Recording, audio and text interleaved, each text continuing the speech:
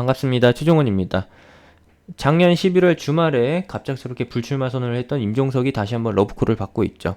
시작 전에 하단에 있는 구독과 따봉 버튼 눌러주시고 앞으로의 전망 본론에서 확인하시기 바랍니다. 그럼 시작합니다. 화인베스트, 제 추천주입니다. 임종석의 가능성이 굉장히 높기 때문에 보고 있었죠. 임종석 같은 경우에는 누구냐, 이제 현재 정권을 잡고 있는 운동권 라인, 안 좋게 표현하면 주사파라고 합니다.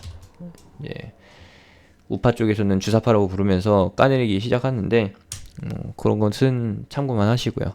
운동권 라인이라고 하면은 대빵에 이제 조국과 임종석 이렇게가 있고, 외부에서 압력을 넣는 언론 플레이를 담당하는 유시민 작가가 있습니다. 전 장관이고요. 이렇게 해서 3대장으로 불리고 있습니다. 불리고 있고, 조국 같은 경우에는 출마 가능성이 낮춰지고 있죠.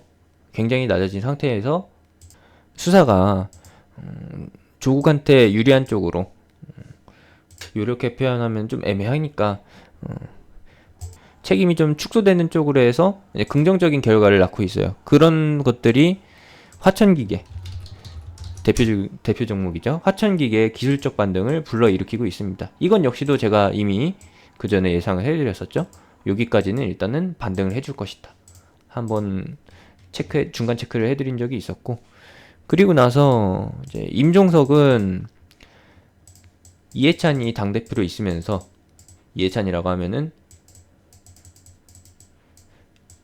당대표이면서 공천 권한을 가지고 있죠. 종로구 출마를 두고서 이낙연이냐 정세균이냐 그리고 넘버 3인 임종석이냐를 두고서 말들이 많았을 건데, 이낙연으로 확정 지어지면서 당 내부에서 이미 이낙연으로 확정 지었기 때문에 종로 출마를 염두에 두고 있던, 종로에 살고 있던 임종석은 이제 낙동강 오리알이 됩니다.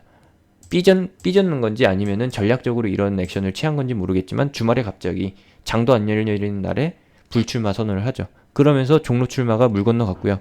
현재도 종로 출마는 이낙연으로 확정 지어졌기 때문에 본인이 이것을 수락했기 때문에 번복할 가능성은 없습니다.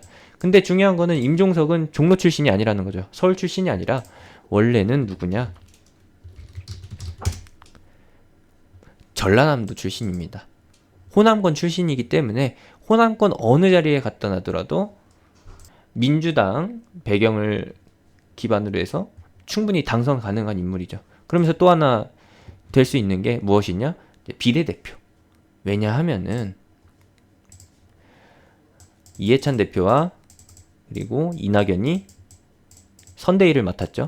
이외에 추가되는 인물이 있는데, 선대위원장을 맡으면서 이것이 무엇을 뜻하느냐? 공천 지정과 함께 플러스로 비례대표 의석을 배정할 수 있는 권한이 갖춰지게 되는 것이죠. 지금 현재 가능성으로 놓고 있는 거는 조국과 임종석이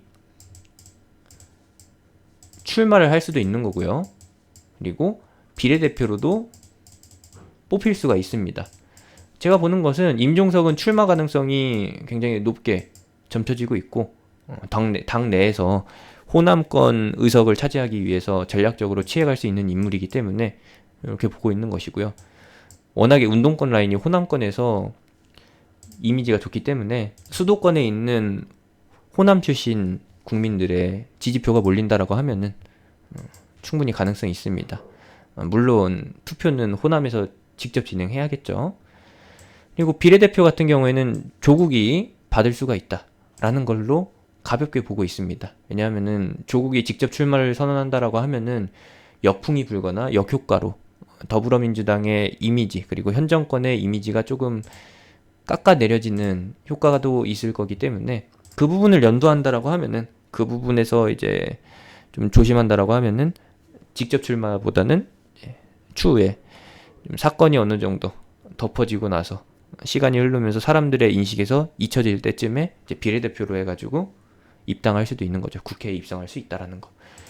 그런 가능성이 어디서 나오느냐라면은 이번에 정세균 총리, 국무총리 비서실장에 민주당 출신의 김성수 의원이 내정이 됩니다. 근데 이분은 직접 출마하신 분이 아니라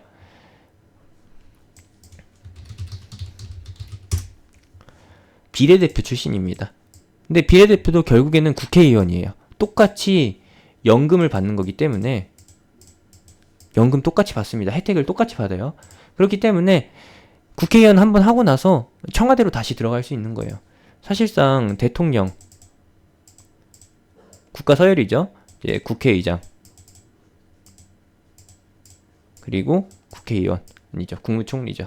국회의원, 헌재, 헌법재판장, 대법원장, 그리고 국회의원, 여기 총리. 서열 한 4위 정도에서 총리보다 아래로 내려가는 거지만, 그래도 직접 출마해서 승산 낮은 것보다 비례대표로 해서 이런 표현은 좀 적절하지 않지만 그래도 쓸게요. 국회의원 자리 거저 먹은 거잖아요. 줄 잘 서서, 동아줄 잘 타서, 라인 잘 타서 이렇게 한 자리 차지했으면은 당에서 지시하는 대로 움직여도 무방하다라는 거. 저 같아도 비례대표 의석 받기 위해서 움직일 수 있는 거고, 비례대표로 해가지고 국회의원 한번 하고 나면은 그 자리 내려놓고 나올 수 있을 것 같아요.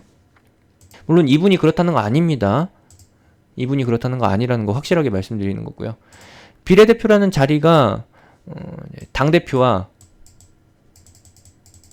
선대위에 의해서 결정이 되는 거기 때문에 이 둘의 권한이 굉장히 크기 때문에 추후에 어떠한 변수도 발생될 수 있다.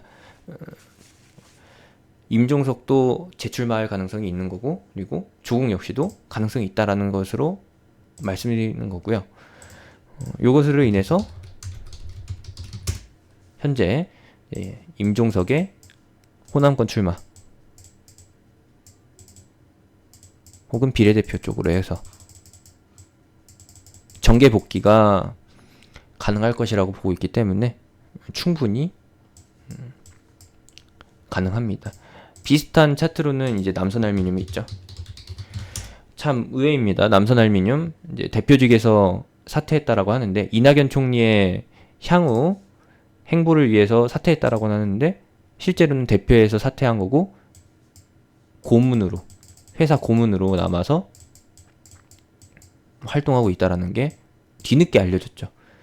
이 사실이 이러한 흐름을 만들어냈고, 화인베스틸의 위치도 지금 요 A 구간, 그리고 앞으로 B와 같은 흐름이 나올 수 있다라는 게 전망입니다. 이게 A일 수도 있고 이게 B 진행형일 수도 있는 건데, 이게 A일 수도 있고 이제 B가 나올 수도 있는 거죠. 하락 낙폭을 채워주는 추가 상승. 남선알미늄처럼. 남선알미늄도 벌써 이제 공백의 절반을 채웠습니다. 이거 충분히 더 가능하거든요. 왜냐하면은 이낙연은 출마를 확정지었고, 이제 황교안과의 단두대 매치, 1대1 매치를 진행하거나 아니면은 독자적인 행보로 갈 수 있는 거기 때문에 충분히 다 가능성이 열려 있다라는 거 참고해 주시고요. 많은 분들이 지금 타이밍에 우한폐렴 이슈 쪽으로 쏠려 있는데, 재밌어요. 항상 말씀드리지만 뉴스가 나올 때는 매도, 그리고 주식을 모르는 사람도 관련주를 얘기할 정도면, 뉴스를 보면서, 실검을 보면서 관련주 매매를 생각하고 혹은 직접 뛰어들 정도면은 이거는 시세가 고점이다라는 거, 매도 타이밍이라는 거 확실히 좀 알아가셨으면 하는 거고요. 재밌어질 것 같습니다. 지금 현재 김성수 의원이 청와대로 들어가는 거는 청와대와 민주당 간에서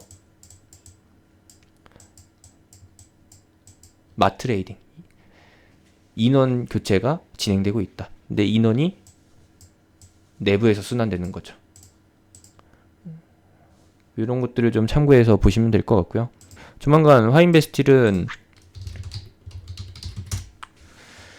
만족할 만한 흐름이 나올 것 같습니다. 제가 만족한다라는 것은 어마어마한 시세 상승, 이전에 부산 구리광산 발견 이런 시세가 아니라 최초로 발생됐었던 임종석의 출마 가능성, 이런 것들이 아니라 남선알미늄과 같은 만족할 만한 기술적 반등 정도? 그 정도까지 참고하시면 되겠고요. 이후 흐름이 궁금하시면은 매주 수요일에 있는 수요 공개 방송 저녁 9시 30분이죠. 여기에 참석해 주셔도 뭐 좋은 정보 받아가시면서 관련주 그리고 앞으로의 전망 같은 것도 다 체크해 가실 수 있는 거고, 톡방에 들어오시면은 공개 추천주를 같이 진행하면서 향후 전망에 대해서도 한 단계씩 스텝 바이 스텝으로 따라가 오실 수 있습니다.